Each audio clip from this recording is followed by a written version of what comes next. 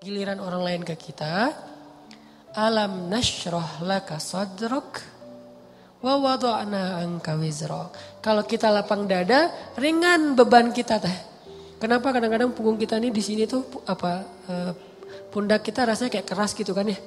Kebanyakan pikiran. Pas kita dipijat, kenapa nih keras banget? Stres. Kenapa kok bisa stres? Dadanya sempit. Orang yang dadanya sempit, satu kesalahan orang aja udah bikin dia nyesek. Tapi kalau dadanya lapang, kesalahan-kesalahan orang itu gak bikin dia nyesek karena masih lapang. Kayak sebuah ruangan sempit, ditaruh satu barang udah sesek. Tapi kalau ruangannya luas, ditaruh banyak barang juga masih lapang, gor gitu.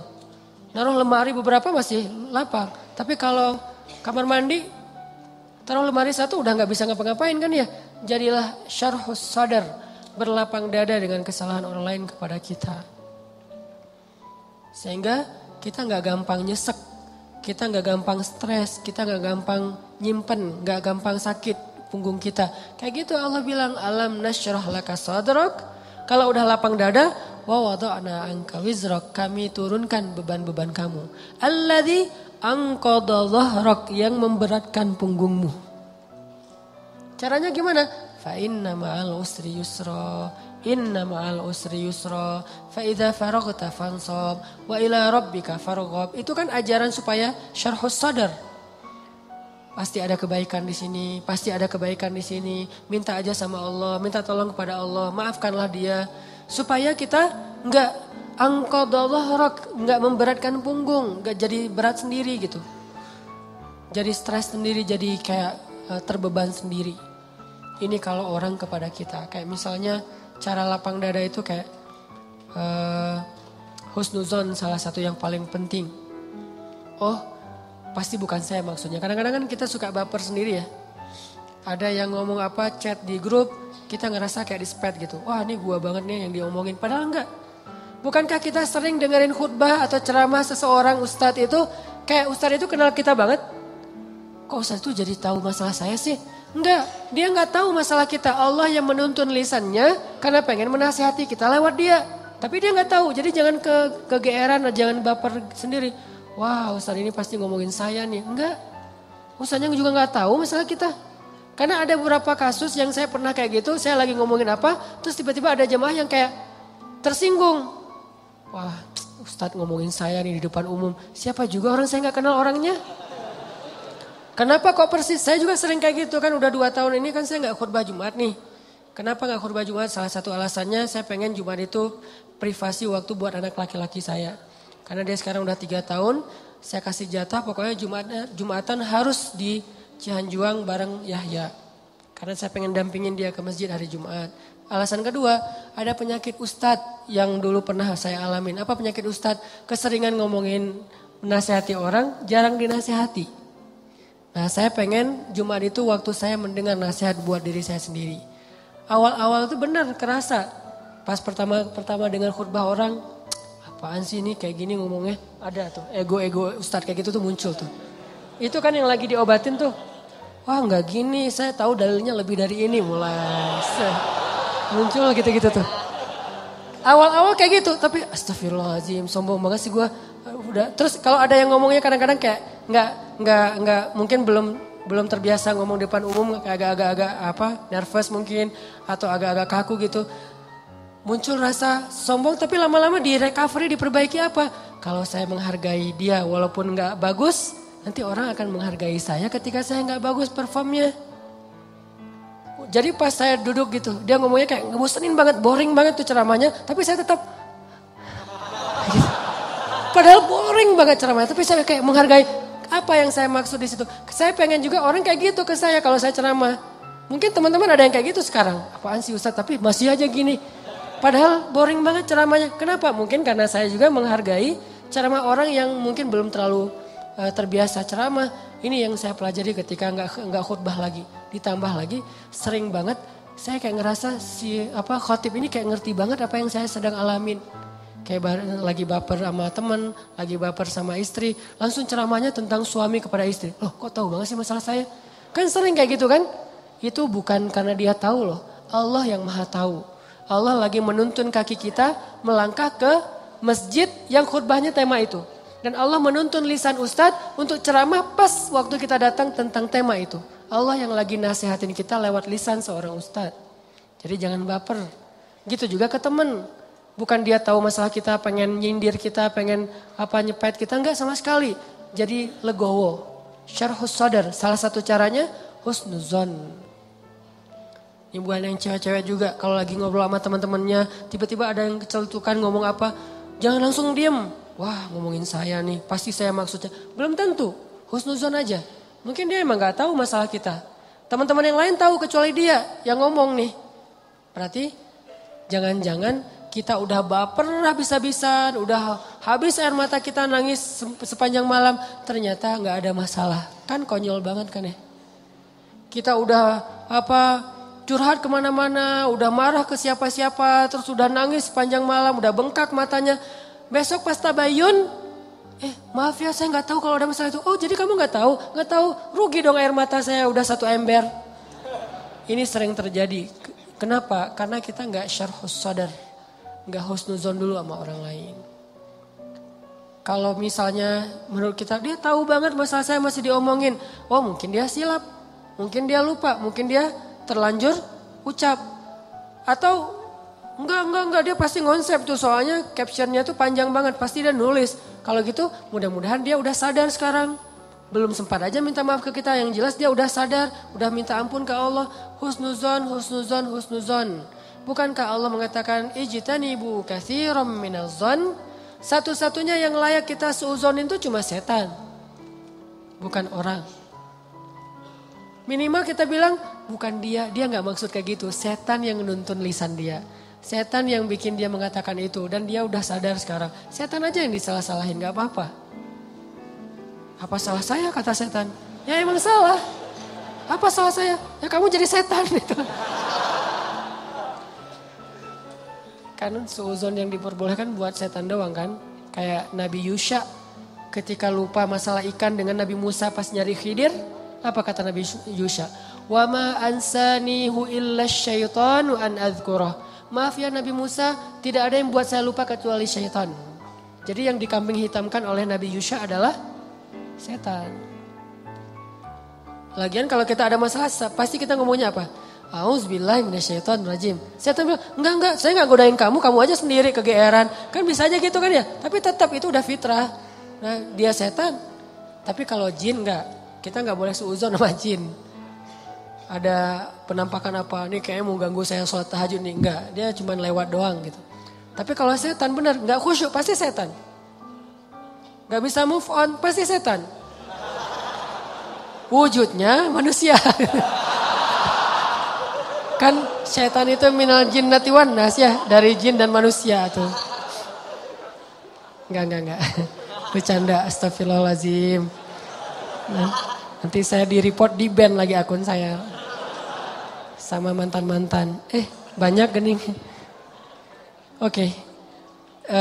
Dari orang ke kita, syarhus sadar. Secara syarhus sadar, lapang dada gimana? Husnuzon. Dan ini gak bisa sekaligus, teman-teman saya juga masih belajar husnuzon. Oh mungkin. Iltamis li akhika alfa uzrin. Cari 1000 alasan buat saudara kamu. Kalau gak bisa gitu minimal cuek. Arti cuek gak usah dipikirin. Gak usah dibahas. Kadang-kadang ngebahas satu masalah sebetulnya cara lain buat setan untuk bikin kita gak pernah bisa selesai dengan masalah itu. Terus aja dibikin berlarut-larut. Kayak ada teman kita habis ada masalah sama temannya yang lain. Gak usah dibahas sama kita. Kemarin gimana masalahnya udah beres? Jangan ditanya, udah aja lupain. Begitu kita tanya dia akan bilang lagi. Ya tuh gak apa kemarin dia masih ngomongin saya. Oh gitu, terus kita pancing-pancing lagi tuh. Harapannya apa? Niat kita pengen empati. Padahal itu bukan empati itu. Pengennya kita berpihak sama dia. Itu gak berpihak. Tahu gak apa arti namimah atau mengadu domba? Kata Nabi, la yadkhulul jannah an-nammam. Gak akan masuk surga orang yang suka mengadu domba. Gak akan masuk surga. Nah adu domba itu ada 2 teman-teman. Ada adu domba orang yang memang jahat. Ada adu dombanya orang soleh. Orang soleh juga bisa mengadu domba. Gimana caranya? Kalau orang yang gak soleh mengadu domba, dia sengaja membuat fitnah di antara dua orang sehingga mereka jadi baperan, jadi putus silaturahim. Ini gak soleh. Insya Allah kita gak akan kayak gitu. Saya yakin gak ada niat kita ngadu domba orang. Tapi kita mungkin banget terjebak di adu domba yang kedua. Adu dombanya orang soleh nih. Gimana ngadu dombanya? Nih saya kasih contoh. Si A ngomongin si B di depan kita. Tapi gak sampai kan ke si B. Kita yang dengar, si B gak dengar. Misalnya kayak dia lagi ngejapri kita, yo dia gini. Kita kan yang tahu. Terus kita capture, kita forward ke si B. Ini aku bukan mau manas-manasin ya. Tapi ini cara jawabnya gimana nih, dia ngomong kayak gini tentang kamu. Kita capture, sakit hatilah si B. Oh ternyata dia ngomongin saya di belakang. Itu perumpamaannya kata para ulama. Si A manah si B, tapi gak kena, anak panahnya jatuh di lantai. Kita ambil, kita tusuk ke dadanya sambil kita katakan ini bukan dari saya, dari dia loh ya. Nih. Kayak gitu analoginya. Itu namimahnya orang soleh. Adu dombanya orang soleh. Jadi kita gak niat memfitnah. Kita niat pengen menyampaikan kebenaran, kita lagi empati, pengen tabayun. Gak usah tabayun kepada korban, tabayunnya kepada pelaku. Apa bukti kamu ngomong kayak gitu? Gitu, nanya ke pelaku. Jangan, bener gak yang dia omongin? Jangan, salah nih. Konsep tabayun itu bukan kepada korban yang dibicarain, kepada yang ngebicarain. Jadi kayak ada teman kita yang ngomong hal-hal yang gak benar, tanyanya balik ke dia. Apa bukti kamu ngomong kayak gitu? Kalau benar, gak usah disampaikan. Kita kebalik, dia ngomongin kamu kayak gini, bener gak? Nah, ini konsep tabayun yang akhirnya bukan tabayun jadinya, namimah. Udah jatuh tuh anak panah di lantai, kita ambil, kita tusuk. Ini bukan dari saya ya, dari dia. Dia terus ketusuk, makasih ya kamu udah nyampain anak panah ini ke saya. Dia emang gak bener nih orangnya. Padahal yang nusuk bukan dia loh, orang ini nih. Kan kita kadang-kadang kayak jadi akrab gitu dengan orang yang sering ngebukain sebuah masalah ke kita kan. Walaupun bikin kita bete, kita anggap dia kayak setia banget, berpihak banget sama kita, empati banget. Enggak, ini salah. Enggak kayak gini caranya. Harusnya kita bilang, kalau kamu tahu itu gak nyaman buat saya, jangan disampaikan. Gitu harusnya. Tapi dia ngomongin kamu, biarin aja dia ngomongin. Yang penting kan saya gak dengar, sehingga saya gak sakit hati ke dia. Mudah-mudahan Allah maafin dia, kan selesai. Justru gara-gara kamu sampaikan ke saya jadi sakit hati ke dia. Allah gak maafin dia, Allah gak maafin saya nih. Putus silaturahim kita berdua. Kamu nih pelakunya nih. Kok jadi saya sih? Ya kamu. Oh rame perang segitiga. Kan ini yang terjadi kan selama ini. Ini lebih realistis menurut saya daripada namimah yang memang niatnya jelek buat saya sih. Saya husnuzon sama kita semuanya. Gak adalah niat kita jelek pengen memfitnah orang, gak. Tapi seringnya kita terjebak tanpa kita sadari. Justru karena kejujuran kita, karena keakraban kita dengan teman kita. Jadi kita ngebuka hal-hal yang dia gak perlu dengar. Itu sering banget kayak gitu. Saya juga kadang kayak gitu. Misalnya ada yang bicara apa tentang istri saya nggak suka tuh. Dia bicarain istri saya gini misalnya depan temennya ngasih tahu ke saya. Terus saya kan jadi sakit hati sama orang itu ya. Saya juga ngasih tahu ke istri. Istri saya lebih sakit hati lagi sama dia. Ini salah, dia salah, saya salah. Harusnya saya diem aja. Papa udah tahu kan masalah ini, kenapa nggak kasih tahu ke mama? Karena papa berharap mama nggak tahu. Tapi daripada mama tahu dari orang lain, ya berarti orang itu yang salah, bukan papa. Kenapa dia ngasih tahu ke mama? Kan gitu kan? Jangan sampai ya Pak, mama tahu dari orang lain. Jadi kalau ada yang kayak gini-gini harus papa yang ngomong ke mama. Enggak, itu salah konsepnya. Enggak boleh kita menyampaikan sebuah informasi walaupun benar, apalagi belum tentu benar. Walaupun benar kepada orang yang kalau dia dengar dia akan sakit hati atau sedih, enggak boleh. Diamin aja. Kalau ada hal yang enggak benar, kita yang mengklarifikasi. Enggak kayak gitu. Saya kenal dia gitu. Jangan biarkan dia tahu masalah ini. Kalau terlanjur tahu, berarti ada orang yang gak tahu konsep namimah level 2. Namimah level 1 emang gak ada niat baik. Namimah level 2 justru karena niat baik. Kan saya pernah bilang, ternyata banyak hadis palsu itu mulai munculnya lewat siapa? Viralnya itu gara-gara ulama-ulama yang soleh. Jadi banyak riwayat hadis palsu itu diantara para ulama yang soleh loh. Bukan sengaja pengen memalsukan hadis. Kenapa? Karena ulama soleh ini terlalu husnuzon. Misalnya nih, ada yang datang ngomong ke saya, Ustadz, saya pernah mendengar hadis gini. Saya sebagai Ustadz, oh gitu? Ya, saya gak pernah curiga kalau dia itu gak jujur. Atau kalau dia itu dengarnya nggak utuh, sehingga saya meriwayatkan lagi. Orang dengarnya dari saya juga nggak curiga kalau saya akan main-main dengan hadis kan, sehingga tersebarlah hadis palsu. Bukan karena ada orang yang jahat, ada memang sebagian hadis palsu gara-gara penjual pedagang. Biasanya hadis palsu itu pedagang, penguasa dan ulama. Ini 3 penyebab hadis palsu. Pedagang pengen ngelarisin barang dagangan. Siapa yang memakai jubah atau sorban 7 meter di hari Jumat, maka dia akan mendapatkan dijauhkan dari api neraka 7 kali langit dan bumi. Untuk jualan sorban 7 meter. Siapa yang makan buah ini maka dibebaskan dari sihir. Dia jualan buah itu. Ini bisa muncul hadis palsu dari penguasa. Siapa yang mengangkat seorang penguasa yang kayak gini maka Allah melaknat dia. Gara-gara apa? Saingan politik. Ulama menyebarkan hadis palsu kenapa? Karena nggak pernah berpikir orang akan bermain-main dengan hadis Nabi. Sehingga dia percaya aja kepada orang itu. Baru nanti di masa berikutnya ulama ketika ngelihat banyak banget hadis palsu mereka perbaiki. Ini riwayat dari siapa, ini dari siapa. Bisa jadi periwayat hadis palsu itu adalah orang soleh, ulama besar. Kenapa bisa ngeriwayatin? Husnuzon. Gak mungkinlah dia bohong atas nama Nabi. Langsung diriwayatkan balik kepada orang lain. Orang yang mendengar gak mungkinlah ustadz bohong atas nama Nabi. Terus saja hadis palsunya nyebar. Itu teman-teman. Jadi namimah mengadu domba juga bisa kayak gitu. Gara-gara kita terlalu akrab dengan teman kita. Kemarin ada yang ngomongin kayak gini, benar nggak?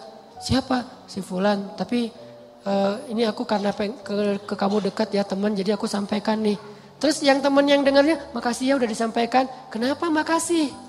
Harusnya kita bilang, lain kali jangan disampaikan ya yang kayak gitu-gitu ke saya. Harusnya kayak gitu. Kenapa kita malah makasih? Makasih ya udah nyakitin hati saya kan gitu kan ya bahasa lainnya mah ya. Makasih ya udah bikin malam saya gak tenang. Makasih ya udah bikin saya bete. Buat apa? Jangan disampaikan. Makanya ketika Nabi mau ketemu seseorang, seorang sahabat mencegat di tengah jalan. Ya Rasulullah, Rasul udah kenal dengan orang itu? Belum. Orang itu ya Rasul, stop kata Nabi. Kamu ingin menyebutkan aib-aib dia tentang saya? Ya Rasul, biar Rasulullah tahu siapa orangnya. Jangan, saya gak mau ketemu seseorang yang membuat saya bete duluan tentang dia. Biar saya ketemu dengan dia dan saya gak tahu apa-apa tentang dia. Jadi Nabi bisa nyaman. Ini cara Nabi menghargai orang lain. Jadi teman-teman, kalau kita ke orang jaga perasaannya, kalau orang ke kita berlapang dada. Husnuzon, maafin, lupain, gak usah dibahas, gak usah diperpanjang. Apalagi kita kayak ada kasus misalnya, ada 2 orang yang lagi punya masalah rumah tangga. Kita kayak sebagai temennya atau fansnya atau followersnya, kita kayak pengen nunjukin sikap membela gitu. Salah satunya kita bela, akhirnya kita bikin akun khusus untuk pembela si A. Yang B juga pembela si B. Akhirnya kita rame gitu. Sebetulnya kita lagi mengadu domba 2 orang suami istri ini loh. Harusnya kita kalau nggak bisa mendamaikan, diam. Biar mereka menyelesaikan masalah mereka atau selesai dengan sendirinya karena tidak ada yang respon. Makin direspon makin rame nih. Itu kan terjadi. Jangan-jangan nauzubillah nih teman-teman. Ada peran kita di dalam perceraian 2 orang yang mungkin terjadi. Atau 3 orang atau 4 orang atau sekian banyak orang cerai gara-gara kita nih. Kenapa gara-gara saya Ustadz? Gara-gara kita ngebelain dia. Makin dia mantap untuk menceraikan pasangannya. Benar juga ya kata kamu. Berarti saya harus menceraikan istri saya. Enggak, saya enggak nyuruh cerai ya. Tapi dia emang kayak gitu orangnya. Nah ini sering kayak gitu. Ke teman kita juga kayak gitu. Ke kantor, di kuliah, di persahabatan. Ini namimah teman-teman. La yadkhulul jannah an-namam. Gak masuk surga orang yang menyebarkan permusuhan atau mengadu domba. Terakhir, mudah-mudahan kita benar-benar bisa menjalankan 2 konsep ini. Satu surat At-Taubah, Ra'fah. Satu lagi surat Al-Insyirah, Syarhus Sadar dalam bergaul kita. Sehingga insya Allah kita gak punya banyak masalah di antara teman-teman kita. Udahlah, jangan sampai kita larut terus membahas masalah pribadi. Ada banyak masalah umat yang harus kita bahas. Kalau kita benar-benar seorang muslim yang empati kepada umat, mending kita habisin energi kita buat ngomongin Dayakolot, ngomongin banjir di Bandung Selatan, ngomongin orang-orang yang pengangguran, ngomongin teman-teman kita yang kena narkoba di luar negeri, ngomongin Rohingya, Suriah, Palestina, apa yang bisa kita bantu buat mereka. Mending energinya dipakai buat itu daripada habis terus energi untuk masalah kita pribadi. Kayaknya egois banget sih. Di sana banyak yang butuh pertolongan kita malah sibuk dengan urusan pribadi. Itu buat saya tuh nggak keren. Kita terlalu egois membahas masalah pribadi. Boleh, tapi porsinya jangan kegedean. 30% aja, 70%-nya untuk umat. Saya juga punya masalah keluarga. Semua orang punya masalah keluarga. Tapi saya gak mau berlarut-larut. 30% aja. Sisanya kalau saya ketemu sama teman. Pasti yang dibahas masalah kemaslahatan umat. Mudah-mudahan ini bermanfaat. Mohon maaf kalau ada salah kata. Dan semoga Allah memberi ilham dan taufik dalam hati kita. Untuk menjalankan apa yang sudah kita dengar. Bukan hanya jadi wawasan. Bukan hanya jadi teori. Bukan hanya jadi sekedar wacana, tapi memperbaiki perilaku dan akhlak kita.